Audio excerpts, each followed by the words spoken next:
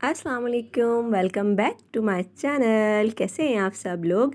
I hope आप सब लोग होंगे बिल्कुल खैरियत से और मैं भी अल्लाह का शुक्र बिल्कुल ठीक ठाक मज़े में।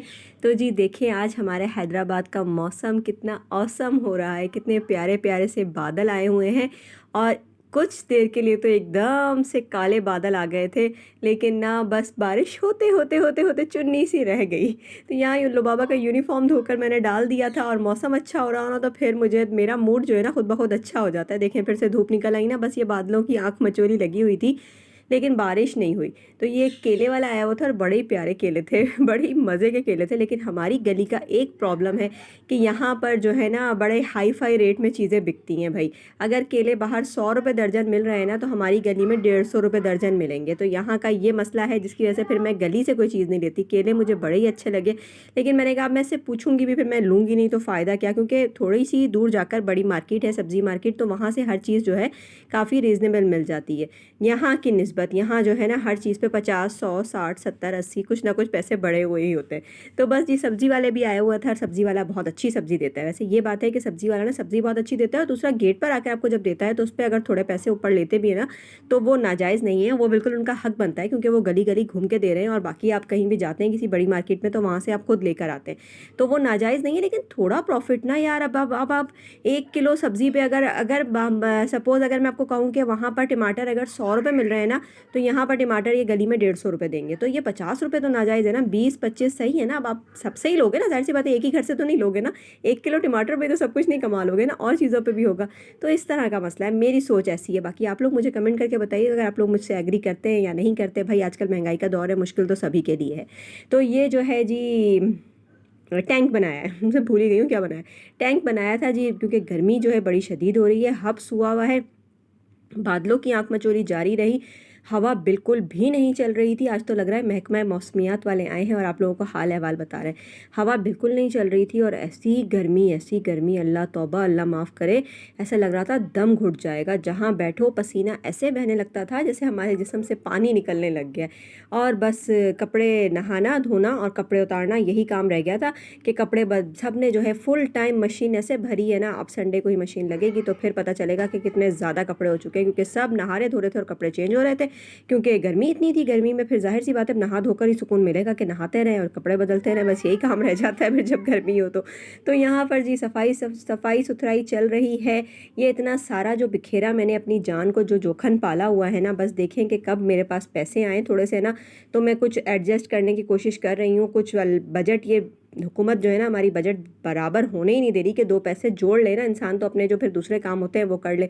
तो वो तो ये होने ही नहीं दे रहे कि कुछ थोड़े पैसे जमा हो जाए तो मैं कमरे की सेटिंग ही चेंज करूँगी। तो ये जितने सारे जो मैंने कुशन्स और गद्दे जो सब बिछाया मैंने कमरे में, ये सब निकालूंगी। थोड़े दिन के बाद आपको ऐसा होता है ना कि आपका दिल भर जाता है उन चीज़ों से और आप बोर होने लग जाते हैं ना, तो वो वाली फीलिंग जो है ना मेरी भी हो रही है। मुझे सब कुछ ऐसा लग रहा है जैसे सब कुछ अब ये मुँह को आ रहा है। तो अब इस सेटिंग को जो है ना चेंज होना चाहिए। तो मैंने पहले भी घर में जो है ना प्लास्टिक बिछाई हुई थी, तो उस तरह से प्लास्टिक बिछा देंगे तो खुला खुला सा कमरा हो जाएगा। ये कारपेट बिछाने का सिर्फ एक ही मकसद था कि कारपेट पे ना कोई भी अगर आपका बाहर से अगर कोई बंदा आ जाए ना, तो वो आराम से बैठ जाता है। बाकी प्लास्टिक पे तो मजाल है कि कोई नीचे बैठ जाए, कोई नहीं बैठता था प्लास्टिक पे। सब फिर चेयर ला के दो या सोफ़ा रखो या कुछ भी करो। सोफ़ा सेट जो है मेरे पास एक ही है, ये मैंने लाउंज में रखा हुआ है, तो कमरे के लिए नहीं है। और अगर कमरे में फिर बैठना हो तो फिर मसला होता था। तो इस चक्कर में जो है ना मैंने कारपेट बिछा के, और मेरे मियाँ जी को ना ये वाली सेटिंग बहुत पसंद थी।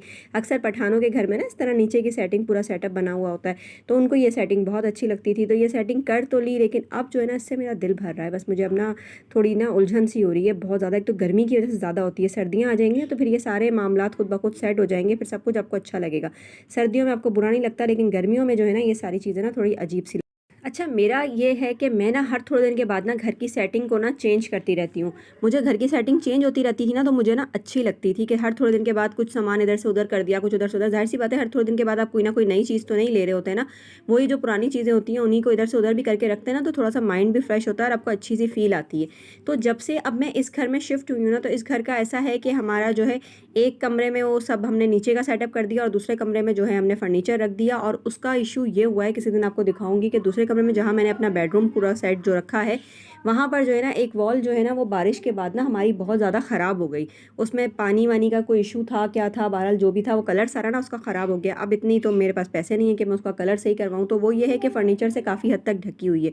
अब अगर मैं उस कमरे को इस कमरे में और इस कमरे के सामान को उस कमरे में शिफ्ट करती हूँ ना, तो वो वॉल मेरी खुल के सामने आ जाएगी और फिर वो बहुत बुरी लगेगी। और उसका कलर अगर फिर वो ज़ाहिर है हर वक्त अगर हम उसे यूज़ करेंगे और वहाँ बैठे रहेंगे तो वो झड़ेगा या जो भी होगा, तो फिर वो एक नया गंद कचरा मेरे सर पे जो है ना एक नया अज़ाब मुसल्लत हो जाएगा। तो वो एक मसला है, क्योंकि छोटे बच्चे हैं, ज़ाहिर सी बात है वो छेड़म-छाड़ी तो करेंगे, छोड़ेंगे तो नहीं।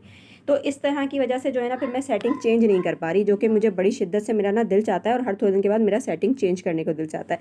तो जी, और घर में नई-नई चीज़ें लाने का तो ज़ाहिर सी बात है, ये तो हर औरत को जो है ना शौक होता है कि घर में ना नई-नई चीज़ें आएँ। तो यही मेरा भी शौक है। और यहाँ रात के खाने में जी मैंने बनाया है आलू पालक। तो बस जी यही बातें करते-करते वीडियो कहाँ ख़त्म हो गई पता ही नहीं चला। अब एक दिन लाइव आएँगे और लाइव बैठकर आप लोगों के साथ बातें करूँगी। तो आप लोग मुझे कमेंट करके ज़रूर बताना कि आप लोग मेरे साथ लाइव मुलाकात करना चाहते हैं या नहीं। ठीक है जी, फिर किसी भी दिन रखेंगे और सेटअप और आपको भी बताएँगे कि लाइव में हम लोग फिर मुलाकात करेंगे। ठीक है? कमेंट्स में बातें भी करेंगे। सही है जी। तो फिर मिलूँगी आपसे नेक्स्ट वीडियो में, जब तक के लिए अल्लाह हाफ़िज़, टाटा, बाय-बाय। अपना अपने प्यारों का ख़्याल रखें। वीडियो को लाइक करें, चैनल पर नए आएँ तो सब्सक्राइब करें। अल्लाह हाफ़िज़।